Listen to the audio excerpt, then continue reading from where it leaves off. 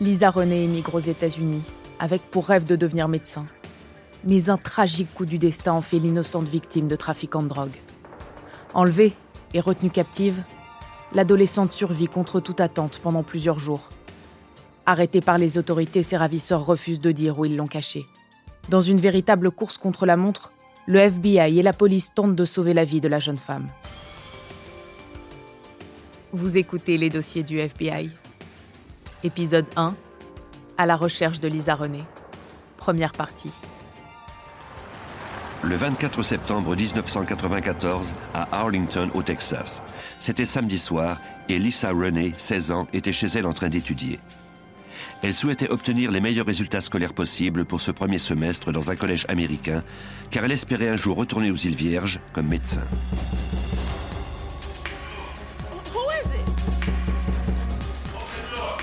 À 20h, elle fut soudain dérangée.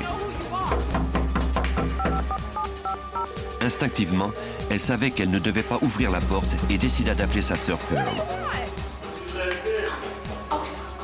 Celle-ci lui conseilla d'appeler le service d'urgence et lui promit de rentrer immédiatement.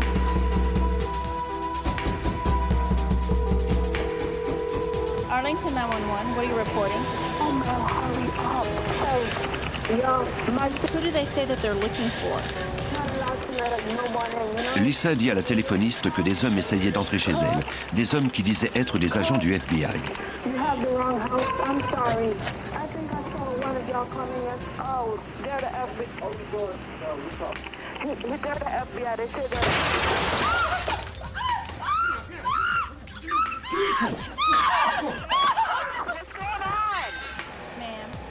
La téléphoniste entendit le téléphone lui échapper des mains. Puis ce fut le silence.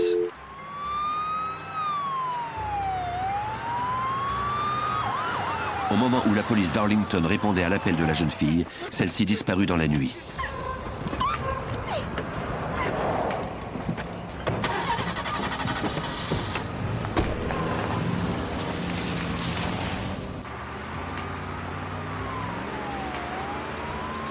Les policiers ignoraient qu'ils allaient bientôt la croiser sur la rue.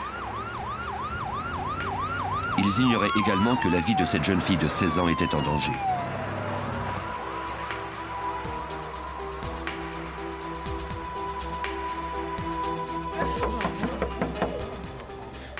Les policiers étaient sur la scène du crime en compagnie de Pearl, la sœur de Lisa, lorsque le détective John Stanton arriva. Cet enquêteur chevronné de la police d'Arlington prit la direction de l'affaire. Dès l'appel au service d'urgence, il était évident qu'il s'agissait d'un enlèvement et que c'était grave. La téléphoniste avait eu la nette impression qu'il s'agissait d'un acte criminel violent. Le détective devait maintenant tout savoir et rapidement. Les heures qui suivent immédiatement un enlèvement sont très importantes. Pearl dit aux policiers tout ce qu'elle savait. Elle travaillait lorsque sa sœur l'avait appelée pour lui dire que des hommes tentaient d'entrer dans leur appartement. Pearl avait dit à Lisa d'appeler le service d'urgence, puis elle était rentrée à toute vitesse. Mais elle était arrivée trop tard. Elle avait trouvé la vitre de la porte coulissante fracassée et Lisa avait disparu. C'était terrifiant de penser qu'ici même à Arlington, une jeune fille de 16 ans avait été littéralement emmenée de force hors de chez elle. Pearl déclara aux enquêteurs que ses frères, Neil et Stanfield, habitaient également avec elle. Ils avaient été évincés de leur appartement pour y avoir vraisemblablement vendu des narcotiques. Pearl ajouta que sa famille venait des îles Vierges. Ses frères et elle étaient venus s'installer aux États-Unis les premiers. Lisa était venue les rejoindre juste à temps pour la rentrée scolaire. C'était une étudiante exemplaire. Les techniciens fouillèrent l'appartement en espérant y trouver des indices sur l'identité des ravisseurs. Ils ne trouvèrent aucune empreinte digitale provenant d'inconnus. Peut-être les ravisseurs étaient-ils des connaissances des membres de la famille. Les enquêteurs demandèrent à parler aux frères de Pearl et Lisa, mais ceux-ci étaient sur le chemin du retour d'un festival de musique qui avait eu lieu à Houston. Les détectives demandèrent à Pearl de les joindre sur leur téléphone portable. Lorsque le détective Stanton les eut au bout du fil, ceux-ci se trouvaient à 80 km de l'appartement. Quand je les ai rejoints, j'ai commencé par parler à Stanfield. Détective John Stanton. Celui-ci m'a dit qu'il n'avait pas la moindre idée de qui pouvait avoir fait cet enlèvement. Il ne devait pas d'argent à qui que ce soit, et cela ne pouvait pas être relié à une transaction de drogue, selon lui. Les deux frères n'étaient impliqués dans aucun trafic de narcotiques. Pendant que les techniciens judiciaires ratissaient l'appartement à la recherche d'autres indices, le précieux temps continuait de s'écouler. Ils recueillirent des fragments de verre qui provenaient de la porte coulissante, ainsi que des échantillons de cheveux et de fibres. Ils prélevèrent toutes les empreintes, seulement pour en venir à la conclusion que les ravisseurs portaient des gants. Ce détail était particulièrement inquiétant pour les détectives. Cela laissait présumer que Lisa Renee était tombée entre les mains de criminels d'expérience. Pour retrouver la jeune fille en vie, le détective Stanton devrait compter sur toute l'aide qu'il pourrait trouver. On doit pouvoir utiliser toutes les ressources dont on dispose, et cela inclut des effectifs supplémentaires et le FBI. Il faut faire appel à tout ce qu'on a comme ressources. Des agents spéciaux du bureau de Fort Worth du FBI se joignirent aux enquêteurs sur la scène de l'enlèvement.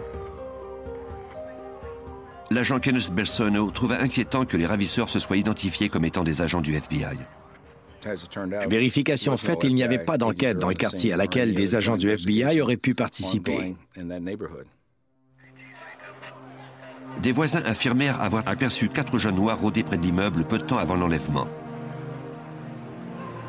Ils portaient des vêtements de camouflage et roulaient à bord d'une Cadillac de couleur champagne. L'atmosphère sur la scène du crime était très tendue. La sœur de Lisa Renee était bouleversée de n'avoir pas pu être là pour la sauver. De plus, les autres locataires étaient terrifiés d'apprendre qu'une jeune fille avait été enlevée aussi facilement dans leur immeuble.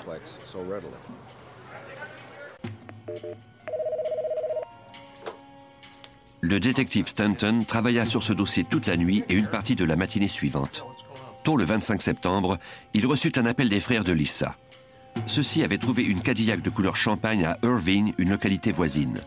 La voiture correspondait à la description qu'avaient faite les résidents de l'immeuble. Nous avons trouvé étrange qu'il nous donne ce renseignement. À peine arrivés à Arlington, les frères s'étaient rendus sans raison apparente à Irving, qui est situé à une certaine distance.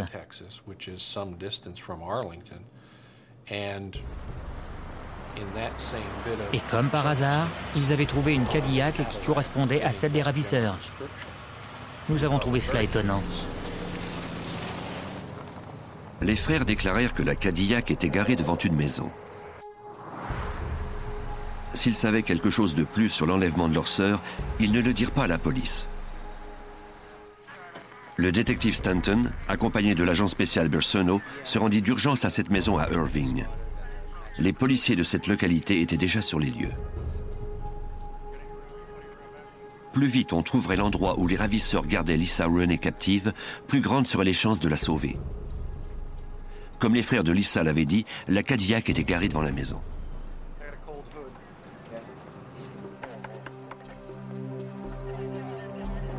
Une femme répondit à la porte. Nous lui avons donné la raison de notre présence et lui avons dit que nous étions de la police d'Arlington et du FBI. Agent spécial Kenneth Bersono. On voulait parler avec elle de l'enlèvement d'une jeune fille de 16 ans. Nous lui avons demandé l'autorisation de jeter un œil à l'intérieur pour voir si la jeune fille s'y trouvait. La femme déclara que la voiture appartenait à son mari, mais que celui-ci n'était pas à la maison puisqu'il travaillait de nuit. Elle ajouta qu'elle n'avait vu personne qui correspondait à la description des suspects. Elle autorisa les enquêteurs à entrer. Ceux-ci commencèrent par se rendre dans la chambre de son fils qui dormait. Rien ne semblait louche.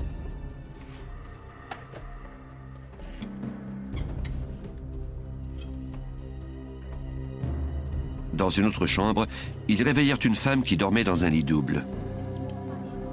Il semblait bien qu'elle était seule.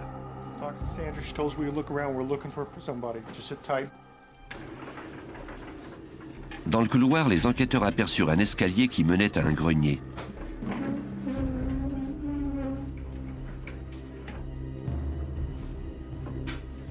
Un des policiers d'Irving monta et jeta un coup d'œil.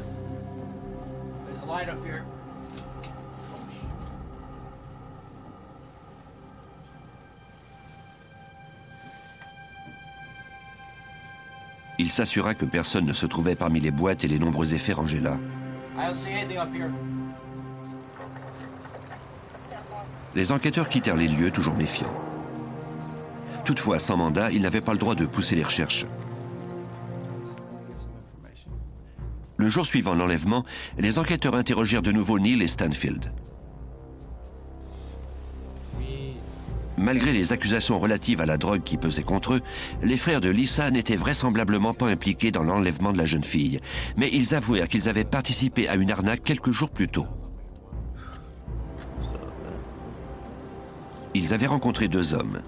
Ils ne connaissaient cependant que l'un d'eux, un certain Steven. Steven et son complice leur avaient donné 5 000 $ pour se procurer 4 kilos de marijuana. Neil et Stanfield leur avaient promis de revenir 1 heure plus tard avec la drogue, mais ils n'étaient jamais revenus. Ils reconnurent qu'ils n'avaient pas eu l'intention de leur livrer la marijuana, car ils avaient besoin d'argent pour payer leurs frais d'avocat suite aux accusations portées contre eux.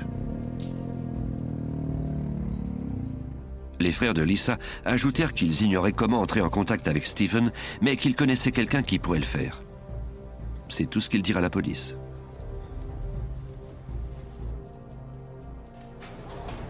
L'homme qui connaissait Stephen était un prisonnier qui purgeait une peine de réclusion de 9 ans à la prison de Tarrant County.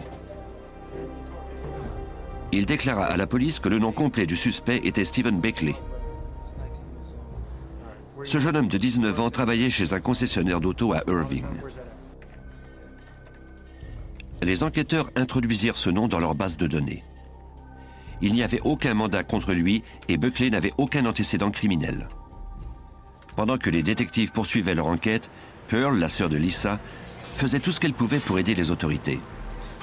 Elle placarda des affiches avec la photo de sa sœur un peu partout et contacta les médias en espérant que quelqu'un ait aperçu Lisa.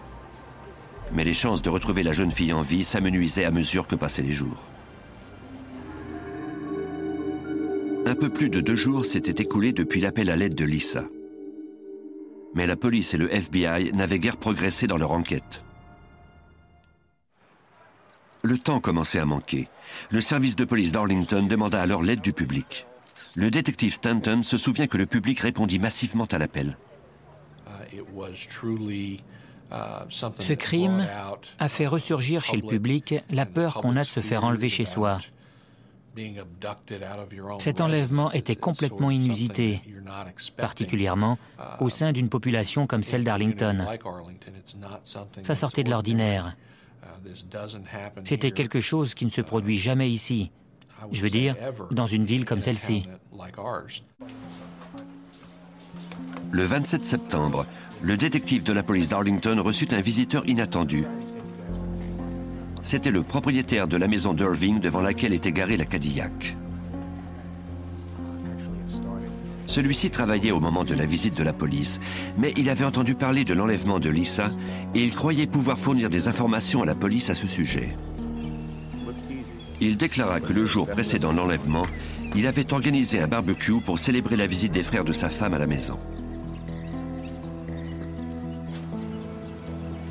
Le plus vieux d'entre eux, Orlando Hall, était impliqué dans des affaires de drogue.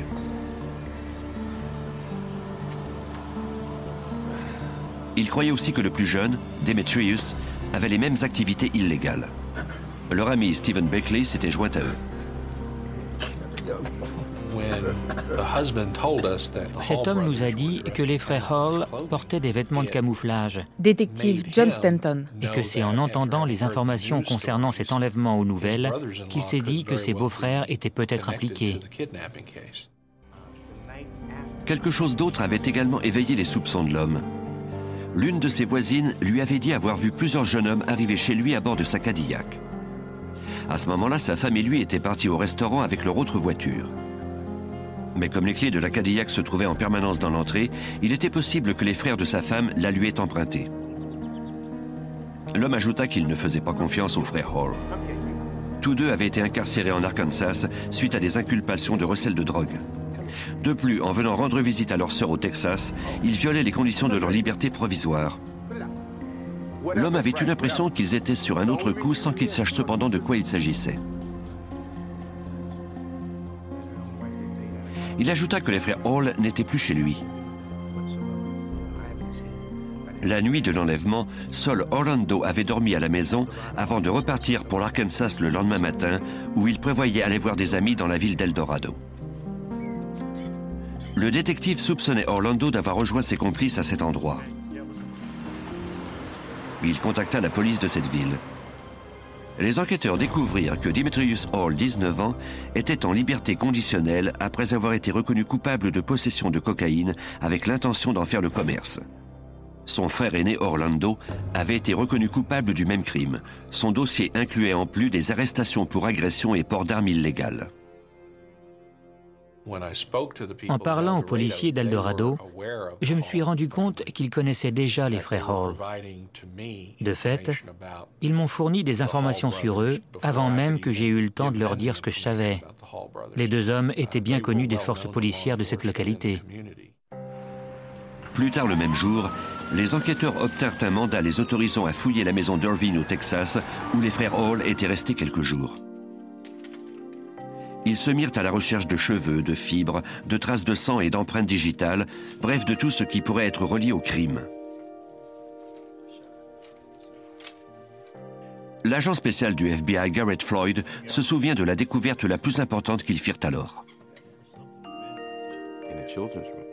Dans la chambre de l'enfant, on a trouvé un bâton de baseball miniature. En le ramassant, on a constaté que des fragments de verre y étaient incrustés. On se rappelait la porte coulissante en verre. On a tout de suite pensé qu'on avait trouvé là un indice incriminant. Des examens en laboratoire permettraient plus tard de confirmer si leur intuition était juste.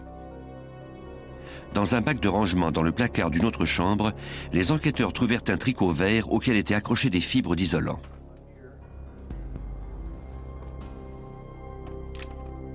On préleva cet indice pour procéder à des analyses.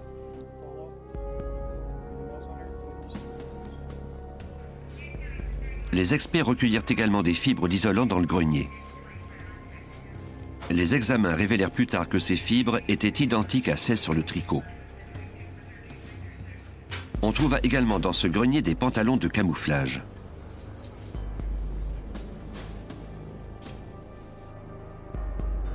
Les techniciens judiciaires fouillèrent ensuite la Cadillac à la fourrière du service de police. Il n'y avait aucune empreinte digitale suspecte. On trouva quelques fragments de verre dans la voiture qui pouvaient provenir de la porte coulissante de l'appartement de Lisa. Les enquêteurs les envoyèrent au labo pour les soumettre à des analyses. En attendant les résultats, ils obtinrent les mandats d'arrêt des frères Hall et de leur ami Stephen Buckley, car ils disposaient d'assez d'indices pour établir un motif raisonnable. Mais on n'avait toujours pas retrouvé Lisa Renee. L'agent Floyd travaillait sans relâche, sachant que plus le temps passait et plus on risquait de ne jamais la retrouver en vie. Nous voulions résoudre cette affaire à tout prix, d'autant plus que nous savions que chaque minute comptait.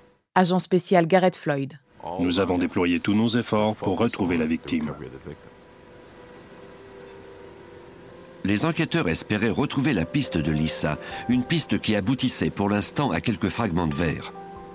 Les techniciens comparèrent les fragments trouvés dans la voiture et ceux qui s'étaient incrustés dans le bâton de baseball à ceux recueillis chez Lisa.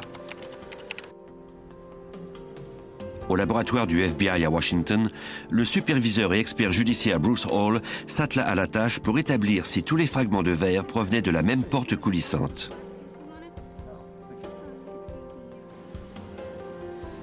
Des techniciens examinèrent d'abord le verre incrusté dans le bâton de baseball.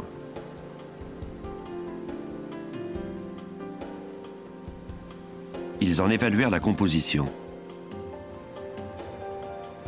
Il était identique aux morceaux de vitre recueillis à l'appartement de Lisa. Pour confirmer leurs résultats, les experts en mesurèrent également l'indice de réfraction, c'est-à-dire la façon dont l'échantillon réfléchit la lumière. En examinant les caractéristiques du verre de la scène du crime et celui provenant du bâton de baseball, j'ai pu constater que l'indice de réfraction du verre et sa composition étaient parfaitement identiques. Agent spécial Bruce Hall. Cela m'a permis de conclure que le verre du bâton de baseball provenait de la scène du crime. Le verre recueilli dans la Cadillac n'était toutefois pas le même. On découvrit plus tard que les fragments provenaient d'une vitre de la voiture qui s'était brisée quelque temps auparavant. À la demande du FBI et de la police d'Arlington au Texas, les détectives d'El Dorado en Arkansas se mirent à la recherche des fugitifs. Ils trouvèrent Demetrius Hall chez son père.